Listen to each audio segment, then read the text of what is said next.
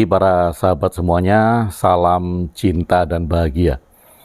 Saya ucapkan selamat pagi karena posting video ini di pagi hari di waktu sahur Anda.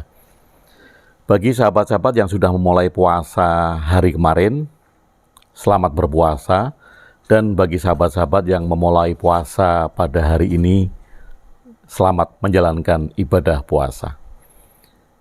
Hari ini adalah hari pertama puasa Ramadan, dan karena ini merupakan satu budaya yang sangat baik dan sangat bermanfaat, maka seharusnya kita memaknai bersama-sama tentang puasa ini. Karena di seluruh tradisi agama ada puasa. Di agama apa saja ada puasa. Apalagi ini adalah puasa selama 30 hari, tentunya mempunyai jangka waktu yang panjang dan mempunyai waktu yang panjang juga bagi kita, Anda yang menjalankan puasa, untuk melakukan refleksi hari demi hari, hari demi hari. Hari pertama ini merupakan hari yang istimewa karena merupakan kunci pembuka. Karena setiap hal pasti akan dimulai dengan langkah pertama. Dimulai dengan langkah awal. Nah, ini adalah langkah awal, ini adalah langkah pertama ketika sahabat-sahabat memasuki bulan refleksi panjang selama 30 hari berpuasa. Kemarin sore, saya menonton film Kung Fu Panda 4. Sebetulnya saya ingin menonton sebelum hari kemarin ya, sebelumnya. Tetapi entah kenapa, ya karena waktunya nggak ada, tiketnya nggak ada gitu. Jadi baru kemarin sore saya menonton Kung Fu Panda keempat. Dan related sekali dengan pembukaan di hari pertama ini sebagai refleksi tentu saja bagi saya sendiri. Jadi setidaknya video ini saya buat agar saya punya rekaman untuk melakukan refleksi kepada diri saya sendiri. Nah, bagi sahabat-sahabat ketika dirasakan manfaat, tentu saja video ini bisa menjadikan refleksi bagi sahabat-sahabat semuanya. Tetapi sekali lagi, seperti halnya menulis, saya menulis untuk refleksi saya, dan saya membuat video juga untuk refleksi saya. Kembali ke Kung Fu Panda. Film ini mempunyai nilai historis tersendiri bagi saya. Dari Kung Fu Panda 1, 2, 3, dan 4. Saya tidak ketinggalan untuk mengikuti serial itu. Kenapa? Karena ceritanya, maknanya, itu sangat luar biasa sekali. Dan Kung Fu Panda yang pertama itulah yang melahirkan buku saya, Cara Dahsyat Berdamai dengan Pikiran, yang judul awalnya adalah Inner Peace. Nah, Inner Peace ini dari Kung Fu Panda 1 sampai Kung Fu Panda 4 itu dipakai terus karena memang intinya dari film Kung Fu Panda itu adalah Inner Peace, kedamaian di dalam diri. Kembali ke Kung Fu Panda 4. Saya pada saat adegan-adegan di Kung Fu Panda keempat itu beberapa saat tertegun. Kenapa? Karena itu benar-benar merupakan sebuah pengingat bagi saya ketika kita mau melakukan refleksi. Apalagi refleksi panjang ini ya. Sebelum memulai satu rangkaian panjang, nah makna dan cerita di film Kung Fu Panda 4 ini bisa sama-sama kita jadikan sebagai alat untuk melihat diri kita. Cerita ini menarik ketika dimulai Master Shifu memanggil Po, si panda ya, The Dragon Warrior, pendekar naga. Dipanggil secara pribadi, kemudian panda ini sudah waktunya untuk mencari penerus Dragon Warrior. Mencari penerus pendekar naga. Nah, kagetlah si Po ini kan. Loh, kenapa kok harus mencari penerus? Lalu pekerjaanku apa gitu? Si Po kemudian berargumen dengan Master Shifu. Master Shifu mengatakan bahwa kamu sudah saatnya untuk menggantikan Master Oogway, duduk sebagai penasehat spiritual tertinggi. Nah, si Po tanya, tugasku apa sebagai Master spiritual tertinggi? Tugasmu menyampaikan hikmah lewat kalimat-kalimat bijaksana. Kagetlah si Po ini kan. Loh, I'm a dragon warrior. Saya adalah seorang pendekar naga yang saya berkelahi melawan musuh-musuh, melawan penjahat. Atau istilahnya membasmi kejahatan. Lah kenapa sekarang saya harus duduk diam hanya mengucapkan kalimat-kalimat bijaksana? Itu bukan tugas saya. Tugas saya selaku dragon warrior.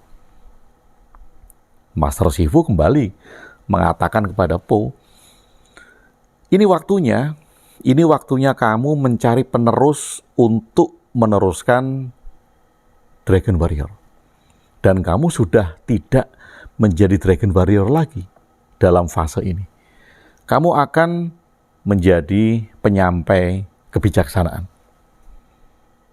Lalu kemudian diadakanlah sayembara dan si Po ini disuruh memilih pendekar-pendekar yang nantinya akan menjadi penerusnya. Tibalah di satu arena di padepokannya Master Shifu, kemudian para calon-calon yang mendaftar untuk menjadi Dragon Warrior ini memperlihatkan aksi-aksi hebatnya. Si Po tentu saja melihat dengan takjub. Ada yang bisa memecahkan batu besar, ada yang bisa melemparkan pisau dengan tepat, ada yang bisa menghantam sesuatu dengan sangat mudah gitu. Nah kemudian Master Shifu bilang di akhir acara itu, oke, sekarang tiba saatnya kamu memilih. Po, pilih penerusmu siapa. Nah ini merupakan segmen di film itu yang bagi saya sangat menarik sekali dan dalam maknanya. Shifu bilang, saya hanya akan mengikuti di mana jari saya menunjuk. Jadi 1 orang, 2 orang, 3 orang, 4 orang itu calon-calonnya itu jarinya di mana jari saya berhenti, itulah Dragon Warrior. Oh, kata Shifu gitu kan. Nah, kemudian apa yang terjadi? Jarinya itu berbelok menunjuk ke dirinya gitu. Kemudian Shifu bilang, saya tidak bisa menahan jari saya. Oh, ternyata I'm a Dragon Warrior gitu. Jadi si Po ini tetap menunjuk dirinya sendiri sebagai Dragon Warrior.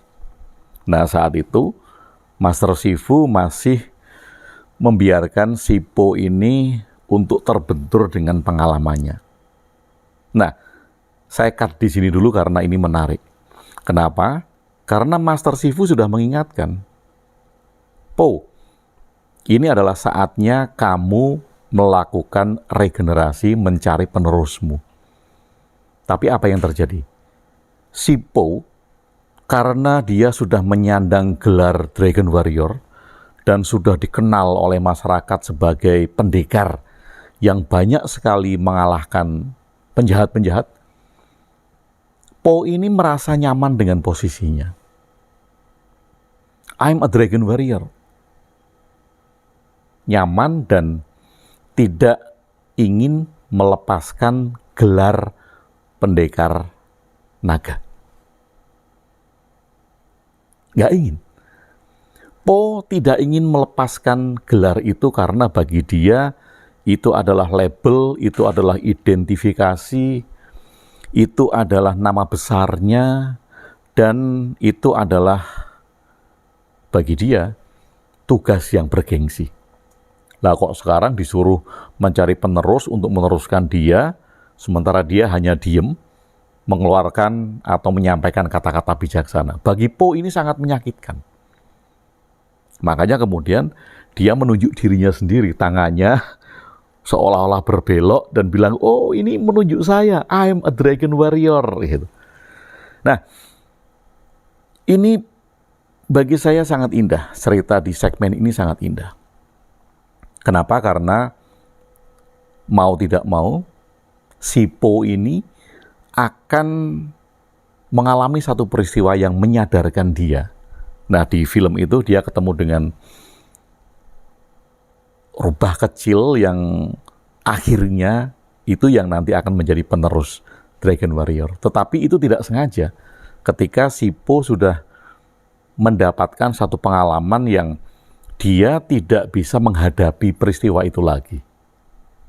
Nah, ini adalah permulaan yang bagus, makna yang sangat indah.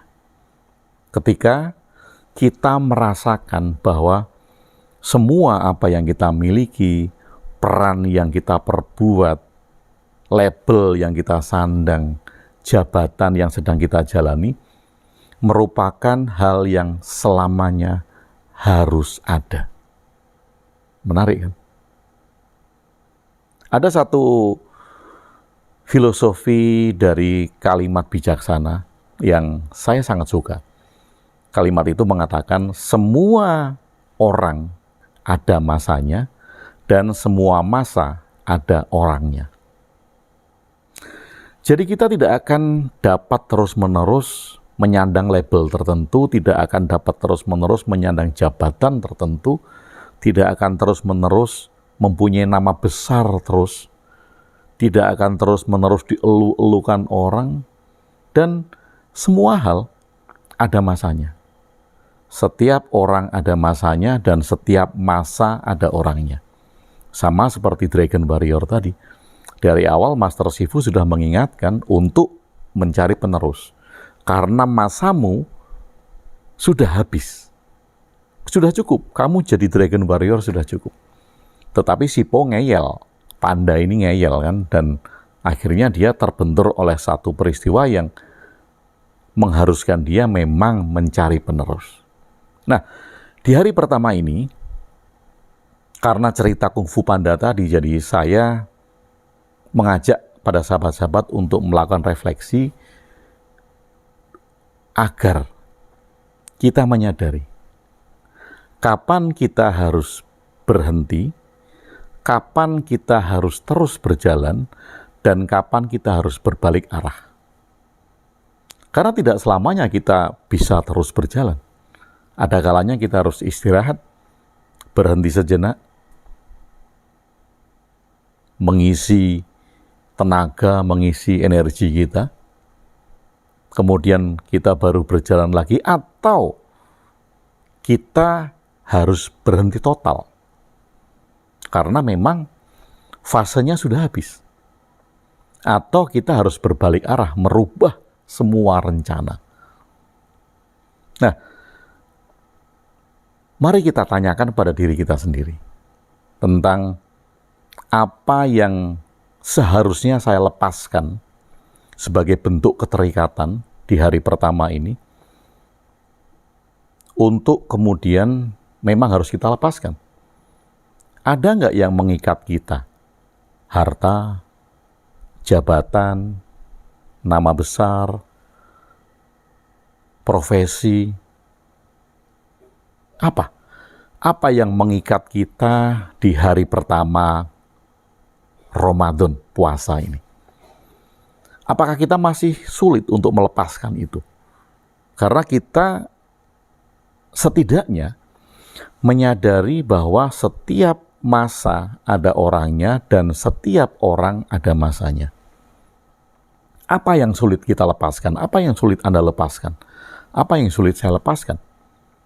Jabatan misal, nama besar, posisi terkenal, dielu-elukan orang, atau label. Jangan-jangan kita terikat dengan penilaian. Saya ingin dinilai orang sebagai orang baik, maka kemudian mati-matian kita mempertahankan nilai itu. Ada nggak? Dan kalau hari pertama ini kita mampu menemukan itu, maka hari-hari berikutnya itu akan sangat mudah bagi kita untuk melakukan refleksi sehingga kita bisa menata apa yang harus kita tingkatkan, apa yang harus kita lepaskan, apa yang harus kita perbaiki, dan apa yang harus kita tambah pada diri sendiri agar kita mempunyai nilai lebih setelah selesai berpuasa selama 30 hari. Nah, sahabat semuanya, saya mengawali hari pertama Ramadan ini dengan cerita dari Kung Fu Panda tadi, bahwa ada saatnya kita melepaskan apa yang selama ini menjadi keterikatan kita. Dan itu banyak, dari berbagai macam sisi juga. Kembali lagi, mari kita ingat, setiap orang ada masanya dan setiap masa ada orangnya. Ada saatnya Anda harus berjalan terus, ada saatnya Anda harus berhenti, istirahat sejenak, kemudian baru berjalan lagi. Ada saatnya Anda memang harus berhenti total, dan ada saatnya Anda harus berbalik arah. Mengenali itu pada diri kita merupakan kunci untuk melakukan refleksi pada diri kita sendiri. Semoga bermanfaat. Selamat menjalankan ibadah puasa di hari ini.